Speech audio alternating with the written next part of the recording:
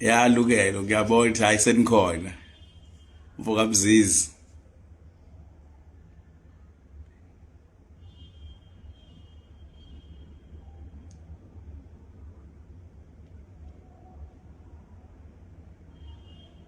awu delete seningangami mampanzi delete imvunulo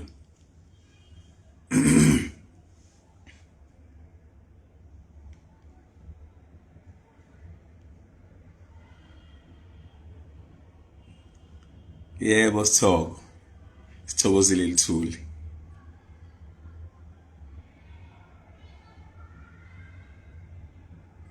Mondli Gatsheni fowethu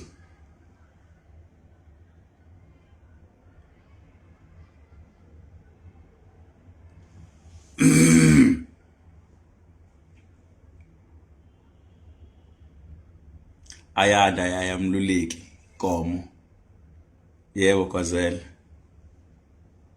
sabele ubuthelezi ngikulindile inkabe yami nazi ya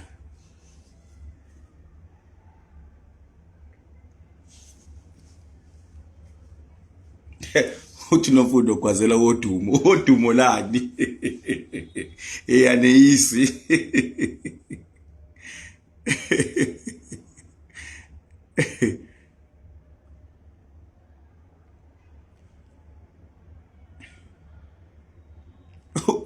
uthobela Dlamini wena Mcineko uma sekuthuka awusiphenduli angiyena nje umuntu wenhlamba ekuzalweni kwami nje kangisiyi umuntu wenhlamba uthi vele isihluthu sikazwelonke nisho ukuthi bafethu sekinesihluthi esihluke ngalendlela ukuthi sesingaze sisike kuthiwa esikazwelonke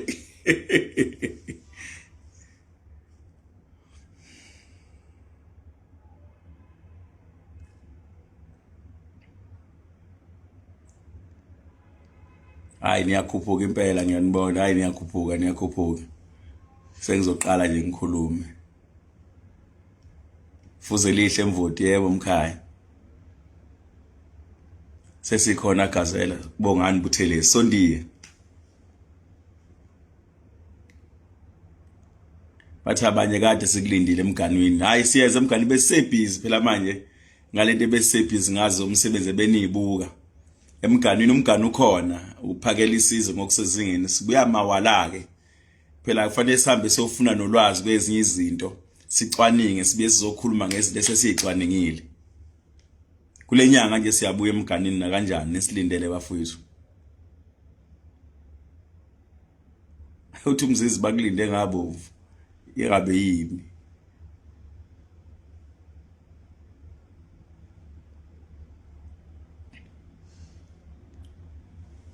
Nzabe Roman kunjani bhuti hola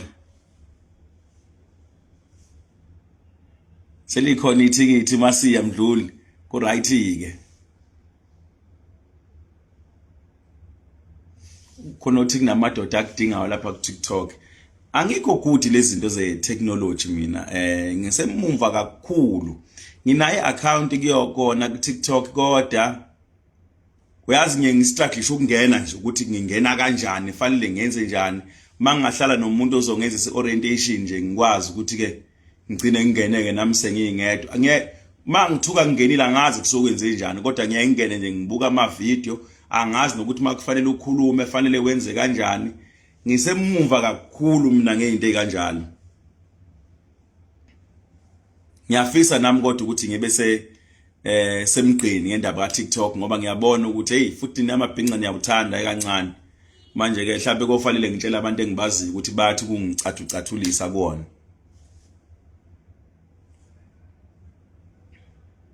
umshovu wenkani kabanenkani asikhale egazela kuletha ayikhuleka sengiyaqala manje asengiyaqala manithi nje sileni la ko 600 ngizobe sengiqala ngoba abanye noma bengajoyina later nakuba ngeke bemningi kodwa phela inkulumo ngiyazi ukuthi nizobe senikwazi ukuyichitha bakwazi ukuyithola nabanye uthi nomvula kuvene exexa isimila awu uzomqhatha uthi yenzi uTikTok wesithutha verse manje yenzi kushuthi ngingangeni kuTikTok wonke lonke izwe liku TikTok nje ngizosalela mina ngifuna uzongifundisa ukuthi ngenze kanjani. Nginayo i-account impela ngicathi uXolani Mcineka bani nginayo i-account ke TikTok mhlawumbe ngisapost i-video yodwa.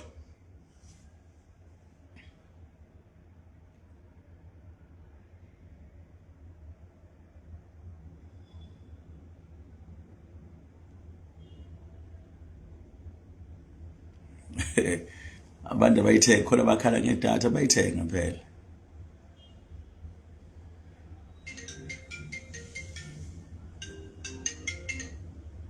Ndaba ezitha ngiku live ngizokuthinta nje manje ndaba ezitha.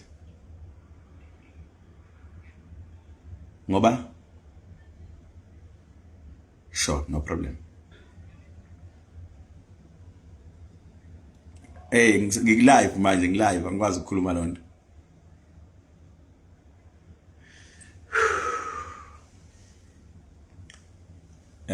Okay.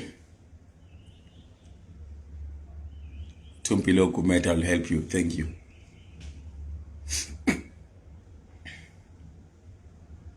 Hayi seneze nadlula ngisho ku 600 nawufika ku 700 bengithe kade ngizoqala ukukhuluma bese nila ku 600 ngoba nisuke seniyisigejana leso seningabamba ngisho umhlangano womphakathi emakhaya ibanjwa abantu abala ko 200 futhi 200 emkhulu ngoba phela abantu basebenza kodwa ke manje cha seniyisigejana esihloniphekile yabo. Nina bakaphunga noMageba sanibonani. Igama lami nginguXolani ngingwaseMcinekeni kamaphumulo la ngidabuka khona indawo kuthiwa kuseMthandeni ngaphansi kwenkosi uQwabe ilapho engisuka khona ke kithi lapho. Ngithe angikhulume nani ngoba kwesinye isikhathi uma ngabe ubhala phansi uhamba umqondo lahleke wento ingabe isazwakala ngendlela obufisa ukuthi izwakale ngayo. Namanje angithi kuzozwakala ngendlela engifisa ukuzwakala ngayo kodwa ngithemba ukuthi uNkulunkulu uzohlala nje olimini ekutheni ngisho into ekumele ngisho engamele ngingayisho ngisho lokhu vele kuyikhona ngikuzele lapha kunina. Ngize lapha kunina ngoba ngihlale phansi ngabuka ukuthi no kunento engathi mangabe inga-addresswa yimi kube kuningi ukuqagela okukhona ngayo impendulo futhi igcine seziningi zayo kanti umnikazi wendaba akayi-addressile ngoba angiyena umuntu okunqenayo ukukhuluma izinto ezinomqondo, angiyena umuntu onqena ukukhuluma izinto ezingamaqiniso. Abaningi bangazi kanjalo. So ke ngithe angisondele lapha kunina ngizoba negunundu nani sikwazi ukuthi sikhulume kuze sibe sephejini elilodwa. Kubalekile ke kakhulukazi mawusuku usebenza into ethinta abantu ukuthi uzame ngayo yonke indlela ukuba transparent kubona. Ungebe 100% kodwa nabo bakubone ukuthi cha uyazama.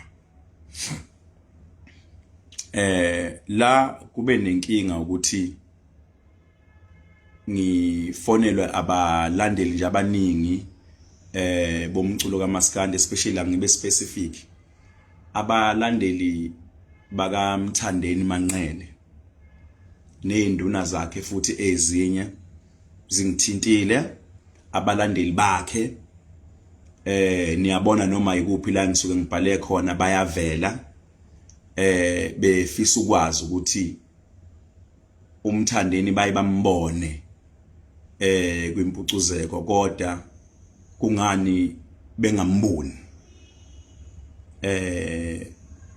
kuma poster kumbe emcimbini walonyaka.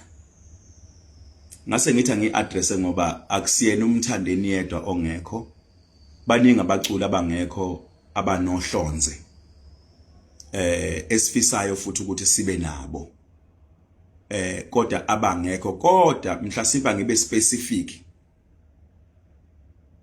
kuMthandeni ngizophinde ngikhulume nangomunye ake ngiqale nje kuMthandeni. ni aware ukuthi ngomhla ka27 March mangaphazama ngo27 March wabhala ipost angifuni ungena ama details zayo ngoba angizile ukuzohela izinto ezisuke ekhulunywa uyena. Mina kubaluleka ukuthi ngikhulume lokho kumele ngikukhulume okuyiside lami. Abantu bacabanga ukuthi isizathu sokuthi bangambona uMthandeni ingenxa yezinto ayibhalile on Facebook nasepagini lakhe eyibhala ngami Xolani Mcineka, aphinde ayibhale ngenye insizwa engisondelene nayo yangakithi umkhaya wami. Uke wabhala kakhulu ngayo, kwakhona nalakho nasibiza khona ngemsunu, yonke lonto leyo sithuka ngayo yonke indlela. Kwakhona nala khona athi thina sihlangene ngenhloso ukuthi sifuna ukumbulala, yonke lonto leyo, yonke lonto ngikhuluma ngento ezikhona epagini lakhe. But ngifuna ukuthi ngisho ukuthi lozo zinto akuzona izinto ezingavimba ukuthi umqashe umuntu, especially ngomsebenzi osukuthinta abantu, ngoba lozo zinto isuke ekhulunywa uyena not abalandeli bakhe. Abalandeli balandela yena, benza into esukisho uyena, agenzi into esukisho abalandeli. Kungaba yiphutha ke kumina ukuthi ngithathe izinto ezenzeka uma ngabe izizathu ezipersonal zivimbe ukuthi ngimqashe ekuthenini ajabulise abalandeli bakhe nabalandeli bomculo in general. Lokho kungaba yiphutha ngoba ngiyaqonda ukuthi into engiyenzayo ngenza into engiyabantu. Angenze example, akaqala uMthandeni ukusho izinto ezizichwenzo ezibheke kumina. Kunegama nje mangihamba manje emakhaya ngibizwa ngalo kuthiwa anganoma ngisigusha sesihluthu noma yini, kodwa isigusha nayibona into engena ngaphakathi ehawini eyakhiwa kwihawe eyakhiwa ngesponge engena ehawini, bangibiza ngesigusha seyinwelo, isigusha sesihluthu, into enjenganaleyo. But akukaze kungivimba ukuthi ngimqashe ngoba angisiyi umuntu onjalo mina. Baningi abantu abayibangithuke kodwa ngibaqashe. Abanye baze bangibuza ukuthi Mcineka khona ngifuna ukukhuluma ngamagama, kodwa khona kangibuza ukuthi Mcineka uyazi wena ngifeke ngikuthuke ngayo yonke inhlamba, kodwa kodwa mase kuze Mpucuzeko kungiqashe. Ngithi mina kuyena ngikuqasha ngoba ngirecognize italent lakho, ngihlele ngimtshele angifuni ukubiza igama la, kodwa usekungibuze kaningi ebuza nakubangani bami ethi uMcineka ayikho inhlamba engambizi ngayo, ngimbize ngaphansi kweketi kanina, ngisho yonke into, kodwa mase kuze Mpucuzeko angifonele angiqashe ngihambe ngiyosebenza ngithola imali yami. Uyena Mcineka lo. And angizovuma ukuthi lo Mcineka ashintshwe izimo noma ipolitiki ekhona kule industry esithi siyayakha siyayiqondisa bese ngithatha inqumo ngibe emotional. Angisoze mina ngayenza into efana naleyo. Angiyena umuntu onjalo. Sometime back angizokusikhumbula isikhathi kwaphuma on Facebook uMthandeni wabhala ukuthi kusuka manje uma ngabe qashwa usebiza ngicathi wathi backtrack 80,000, wathi mangabe edlala live 100,000. Ngayibuka lonto leyo. Mina ngayithatha ngokuthi lonto ibhekise kimi ngoba njengama isokuza Mpucuzeko. And then mase kuze Mpucuzeko sekuphuma iposter yakhe ethi yena ibacktrack you 80,000. Ningixolele ngama figures ngenza ngibe wrong ngoba lezi zinto ngiyibiza engqondweni, akukho la ngifuna khona engifunda khona. Wathi backtrack 80,000, wathi mangabe ezoperforma live 100,000. Lo mali ke anginayo mina. Ngisho ochasene nginalo, akekho umculi engingamkhokhela imali engako ngenxa ukuthi makuthi uyabheka abaculi esinabo ba over 40 if not 50, I'm not sure. Abaculi singendlela esinabaculi, kunabaculi eningababoni even kwi-poster bama CD ke, abanye abakhona ngikhuluma abaculi bama CD, asikhulumi ngebacktrack. Ngani akekho umculi ongafuna ukuba ingxenye yeMpucuzeko. Indidane yayithi mikhuluma ngeMpucuzeko ithi kwiMpucuzeko ila esivuselela khona ubulungu bethu ezabaculi. So lento yenza ukuthi iMpucuzeko mawuyenza isikhathi ugcina usibeke eceleni. Ingakho nibona ilist engaka amavukana abhalisile over 4 ngolosina ayo 400. Ngithema ngikhuluma okuyena owaregistayo izolo ekseni wangithetha abantu esebekhona bawu 752. Now ngizama kwakhe isithombe incindezi umuntu asuke nayo. So kwakhona ke abafowethu ngoba umuntu nomuntu nabafowabo. Mina empilweni ngibona ngiqhubeka ngokwempilo ingoba ngilona angiyena ukhandela umtshelo wakhe. Mina anginabo ubuhlakani ophelele bokwenza yonke into emhlabeni. Nginabantu abangabeluleki, nginabantu abangabafowethu abahlale basondele bethi Mcineka la misa kanje, Mcineka la misa kanje. Ingakho Impucuzeko niyibona ila ekhona ihluke kanjena namhlanje. Impucuzeko akuwona nje umqondo kaMcineka wonke lo nisuke nubona. Nginabantu abangiluleka, abanye yini, abanye bangena ku Facebook babhale yonke lento le ngiyilulekwa futhi ngiyayithatha iluleko zabantu. Kwaqhamuka enye insizwa kumina yathi kumina Mcineka, isizathu sokuthi ungamqasha uMthandeni isiphi na? Ngathi mina angim-afford. Wathi imalini na? Ngamvezela ukuthi ubiza imali engaka. Wathi ukuthatha phi lokho? Ngathi mina ngikubone ku Facebook wakhe ebhale kanjalo. Ngase ngingamthinti ngisho ukumthinta ngoba ubhalile ukuthi aka negotiate iyona mali ayifunayo and akukho ukuxoxisana akudingayo. Ningixolele ngama figures bafethu ngiyakucela. Ngenzeka ngingawabizi kahle kodwa into eyikhona epage lakhe nami ngikusevile somewhere. Yasithi lensizwa no Mcineka uFacebook umuntu ukhuluma into ayithandayo.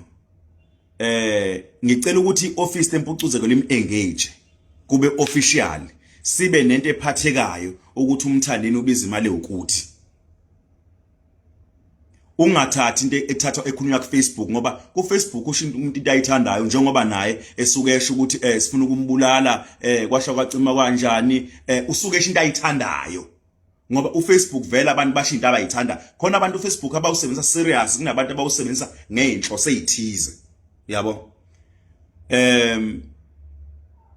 Engayizwa lento eshoyo lensizwa ukuthi no Mcineka mu engage official, it's important ube nakho uma ngabe kuukuthi Mcineka uqinisile ukuthi uMthandeni ubuthanda ukuthi nisebenze naye ubuthanda ukuthi abe khona kwimpucuzeko ngicela ukuthi engage. Uma ngabe kuukuthi akuzona izathu zokuthi ubekuthuka enza yonke lento, uma ngabe kuukuthi isizathu indaba yemali engage kube official, then bese uyazi ukuthi okay nakho la simkhona. Then ngayizwa lento eshoyo lensizwa ngasamukela leso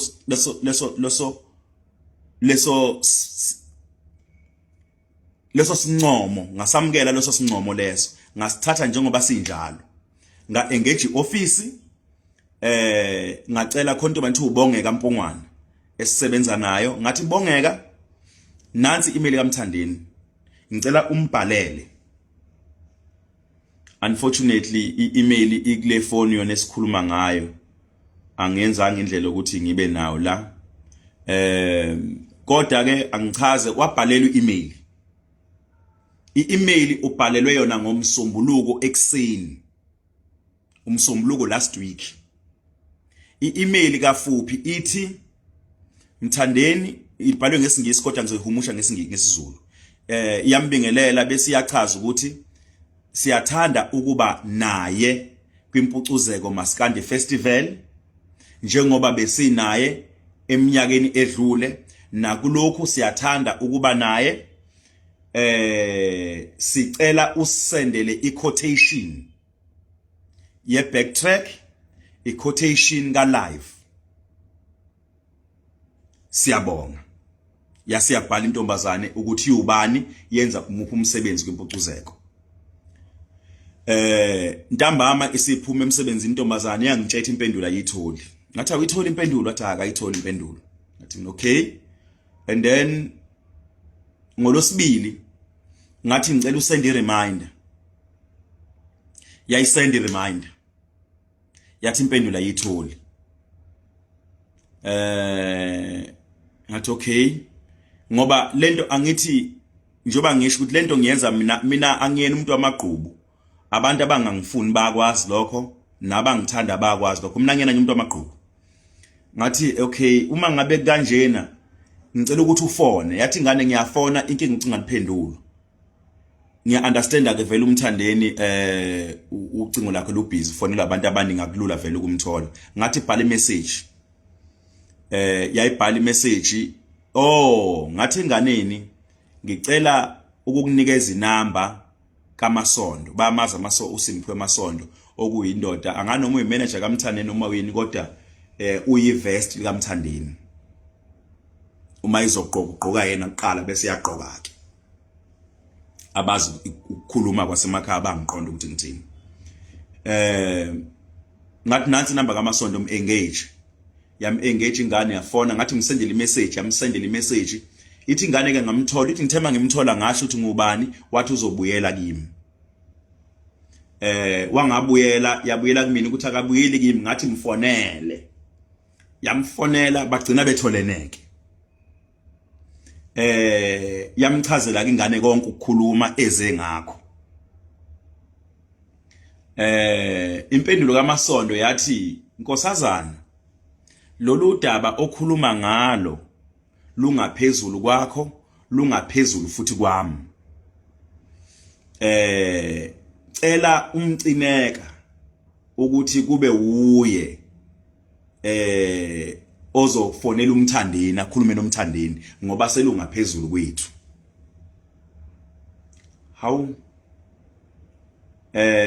yangitshela ingane lento lengathuka ke ngathi mina iyangixaka ke lento mangabe kuqhamuka into ethi mina fanele uMthandeni ngimfonele ekubeni abaculi bonke mabe ngaphumela obala laba engaba memezela emabhida ngathi abaculi baka live bonke akhona oyedwa ongaphumela obala ethi kwafunile uMcineka bonke abaculi bafonelwe ubongeka Mpongwana bonke labacule ngaba memezela emabhida bonke akhona oyedwa including lo wangakithi uAlimgube akaza afonelwe yimina ngikaze ngikhulume naye manje ngayibuza ukuthi uma ngabe mina kungani kufanele ngenze okuhlukile uma ngabe lengane kwayona lengane ngizobe ngiyifundisa ukuthini uma ngabe kuukuthi kunomculo okuzothiwa yena ngeke akwazi ukukhuluma naye ngoba iyodwa into efunakala kuyena iquotation yokuthi ubiza malini then bese kuyaqashana mangabe ukuthi siyam afford uma ukuthi sim afford futhi atshele ukuthi cha asim afford uyabona so yangixaka ke lento ngazibona ngisesimweni la engikwenze khona konke ngoba iemail ikhona ngaphekwe email kwaxhunywana noMasondo oyivest lika Mthandeni ngoba ngingaxhumaneki naye ngazibona nginganayo into engase ngiyenze engaphekwa lokuthi okay sekufanele ngenze ini manje yabo so ngithi lokukhuluma angicacise ngikubeka abantu bakwazi ngoba abantu babuka indlela abesithuka ngayo bacabanga ukuthi inhlamba asithuke ngazo yizo ezenza ukuthi sigcine singamqashi bafowethu mina ngifiki nenhlamba kade ngangithukwa njoba ngisho ukuthi mina umuntu ngithuka umuntu ngiqede ngimqashe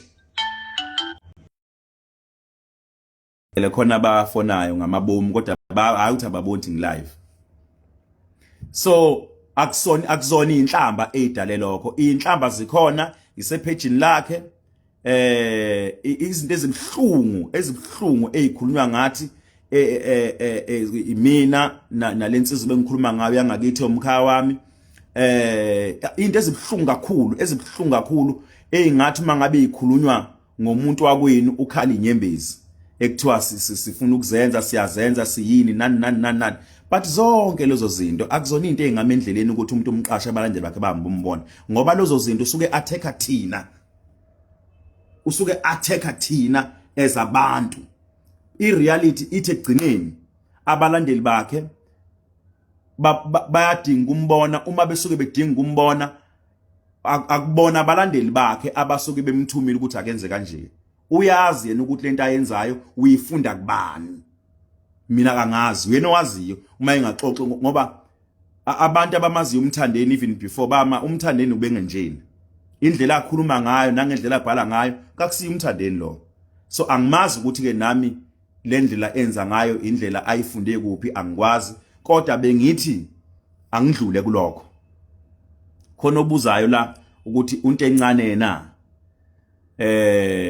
unto encane naye angizokhuluma usibe nokukhuluma sibe nakho okube private nakho angifuni ukuthi ngizokhuluma la ngoba engekho into ethi hayi angithatha ukukhuluma ngikulethe la kwasha kwacima kanjani cha ngicela ungangeni kulokho kodwa nje angisho ukuthi ayikho inkinga ekhona phakathi kwethu nento encane akho nolinci ngakho ke angifuni ukuaddressa into ethindayo ngoba ayikho inkinga ekhona bengikhuluma ngale yabantu abalandeli bakho Mthandeni kuyibona ababuzayo abafisa abanye bayithetha uyacindezelwa no uma icindezela uzocindezela ubani akacindezela Mthandeni angikaze futhi mina ngicabanga ukuthi kumbe ngihlale phansi ngiplan ukuthi kacindezele cha njoba ngisho ukuthi there's a proof ye-email efuna quotation ye backtrack efuna quotation ka live wakhe engakaziphendule kwaxhunywana nomanqele sangakwazi ukusizakala into yathi yimi ekumele ngimfonele umbuzo ke bafowethu nganza kwethu ngimfonele ngithini yini ekumele ngisho njoba ngisho ukuthi mina ngizange ngivume ukuthi lezi zinto ezenzeka ku Facebook ezezinhlamba angizange ngivume ukuthi kube izona izoma endleleni yami naye into ezibhlungu ngoba Mthandeni mina umuntu ebesixhumana naye kakhulu uyakwazi like even through WhatsApp if engangena kuma conversation sinama conversations naye data from way back sikhuluma nangezinto ezibucayi uyabo so akuzothi manje ngoba nakho esekhuluma kanjena bese mina ngizoma endleleni yakhe ngithi mina cha Mthandeni ngeke azaqashwe ngoba wadelela nomkhaya wami cha akusebenzi kanjalo mangabe kuze emsebenzini uthi omunye ziphi lezo nhlambo ukhuluma ngazo isiphukuphuku leso sibuza lombuzo ngoba ngikhuluma ngento eyisephage kaMthandeni kodwa usasebenzisa khona ungawusenza umqondo ngoba lento engikhuluma ngayo into ekhona angafika ibone lento lo live mina ukukhuluma angenzeli ukubukwa ngifuna ukukhuluma iqiniso ngoba kunabantu ngempela iqiniso abangalazi ekumele balazi ukuthi cha inganza kwethu ibambene lapho akukho okunye hayi ngoba Mthandeni ecindezelo ngoba umbuzo mayicindezelo ucindezelo abantu kuyibona aba driver lento kaMaskandi yimi notshatha uma icindezelo ucindezelo ba emcindezela ngasiphi isizathu angeke ucindezele umculo kwimpucuzeko njengoba impucuzeko njengoba ngichaza ukuthi wathi umtshengiseni la bona ezabacula abavuselela ubulungu babo manje ungathi umcindezelelani njengoba ngangikhuluma even ngalesikhathi ngezi briefing ukuthi impucuzeko akuyona indawo yokuyophanda imali yokuthi hey nawo lo mcimbi ngifuna ukuyophanda imali ngifuna ukuba nemali bayazi abaculi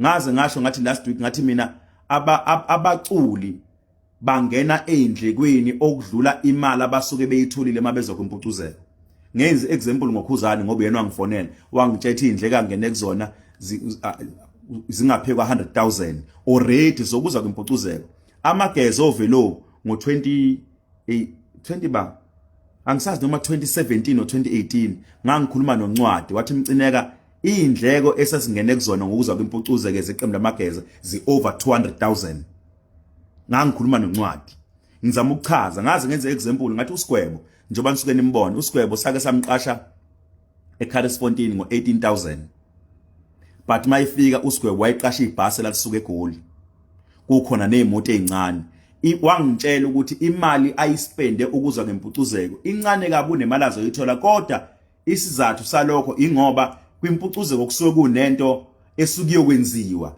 sisuke basuke beyoveza amandla banawo ukuthi asekuphi izinto ezintsha abaqhamuka nazo uSigwebo ukafika istage nabantu aba over 50 ngicela uyibuze I think it was 2013 or 2014 uma imiming umkhokhele 18,000 zibuze ukuthi laba abantu basuke behole emalini kodwa yonke lento bayenza ngeenhliziyo ezimhlophe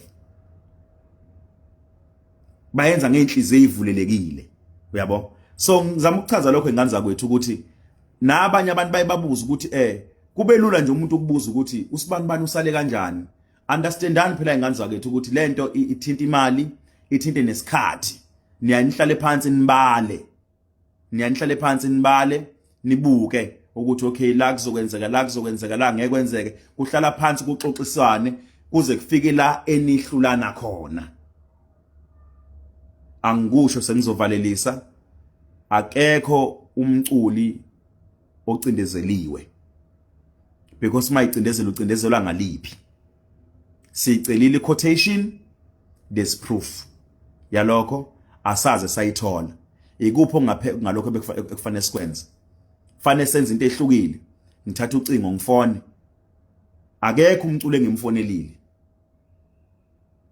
Ngikhuluma ngabaculi abakhona abangafila, sikhuluma ngenkomo. Sikhuluma ngabo bonke abaculi o-DSD, o-Ali, o-Dlubheke, akekho umculi kulabaculi lava ongathi ngithola i-call evela kumcineka. Ngine office elidila nokufonela abaculi. Uyenza ubuza ukuthi ithini red card kaKhuzani kwimpucuzeko. Iyahlekisa yenzi lonto ibuza kaKhuzani. uKhuzani ugcina kuyenzeka ugcina kwesinye isikhathi ake ngenze njengamanje kuyenzeka uKhuzani ugcine imali kufana ngabe uyayithola agcine ngayitholi ngesizathu sokuthi kulokhu nje ukugcina kuthema kuphuma iposter kwanomculo ongekho wafona egijima wathi hawo umcine kubana nimfakanga na ngathi mina sishawa imali wathi umcineka ngiyacela ngicela ukuthi nithathe emalini enizoyikhokhela mina nikhokhele usibanibani ngoba kuzothukwa mina egcineni kuthiwa yimi engimvalelile ngathi imali ayikho wathi ngicela ukuthi nithathe emalini yami ngathi Khuzani ngicela ukubhale phansi lokho kushoyo ngoba ngifuna nabe kusasa bese kuthiwa sakukhokhela imali ukuthi for life kusho abantu abazobenganalo ulwazi wathi angikaze ngiwaqamba mangamcineka ngiyacela ngithi ngicela njengamanje nilungise lonto le babonile kama poster abantu ukuthi aphume esehlukile kube ne poster eqhamukile lo mculo esekhona lo mali le kuthathwa emalini ezokhokhela uKhuzani because ayikho enye imali okuyinto engaqaliki into ekuyenzeke nangothi kwakusho nasemsakazweni kunabaculi ababeshe imali ephezulu wathi ngoba ngiyathanda ukuthi babe khona emalini lebenzonikeza mina uma ukuthi niyashoda ithatheni ngoba kwimpucuzeko hayi ukuthi umuntu usuke efuna ukuyoceba ukuthi kunema usukwenzela mawufaka upetrol nani suke senzela nje ukuthi sikwazi ukuthi into yethu ibe yinhle uma ngabe kuukuthi ubani niyafuna ukuthi abe khona imali nansi ikhona ebibudgethelwe mina ebesivumelene ngayo ithatheni ninikeze ngikhuluma ngezinto engathi makuthiwa kuhlala phansi ubufakazi bazo buhlala obala namanje kunomculo bengekho lo mculo uyazazi iphumile iposter engekho wathi Khuzani ngicela nithathe emalini yami ninikeze ubani akwazi kuba khona sakwenza ngempela sacorrecta lokho ngikhuluma nje amanye ama poster lo mculo ukhona ngiphendula wena ke yenzi kulo mbuzo lo so bafowethu ngiyafisa ukuthi nazi ukuthi akekho umuntu ocindezela omunye umuntu mina ke anginabo abantu abangabalandeli engizolokhu ngingena ngithini kubona ngibashonisa le nale njoba ngikhuluma nani nje kanje mhlabe futhi ngiyagcina ngoba ngisiyena umuntu okwazi ukuzoma la okwazi ukukhuluma elokho echaza izinto angikwazi ukwenza mina ngikwazi ukusebenza kuphela ngibheke phambili excuse me so ingakho ngithi ngithelele ithuba ngilithathe ngiba address abantu I know ukuthi futhi kungenza ukuthi abalandeli bakhe lokho engikusho bangakuthathi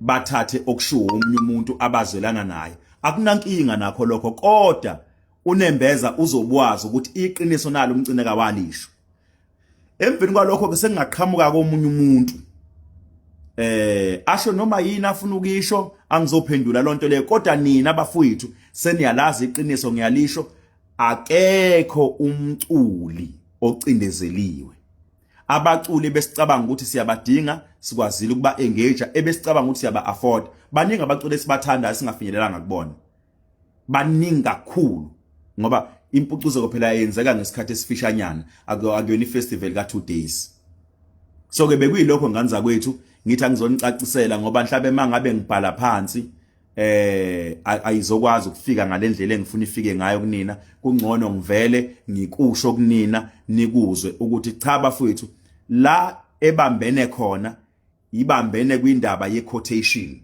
engaveli le esifunayo engaveli awukho umnyango thina esiuvalile khona uthi bhadelana abaculi 100,000 angani umyazizwani ikuphi la umculo wakabhadala khona 100,000 wayo perform imuphi ko promoter abafana nami imuphi umculo wakwamkhokha wathi umkhokhela 100,000 akekho. So ke bafowethu ngithanga ngizonigeza kulokho ngikuchaze ngoba abanye bebethi hayi kungenzeka ukuthi umcineka Mthandeni umvalele ngaphandle ngenxa ukuthi wabathuka benomkhaya wakhe. Cha bafowethu akuzona izathu lezo, nomkhaya wami akanjalo, nami ngiyamkhulumela ngoba umkhaya wami umuntu esihlala naye akanjalo.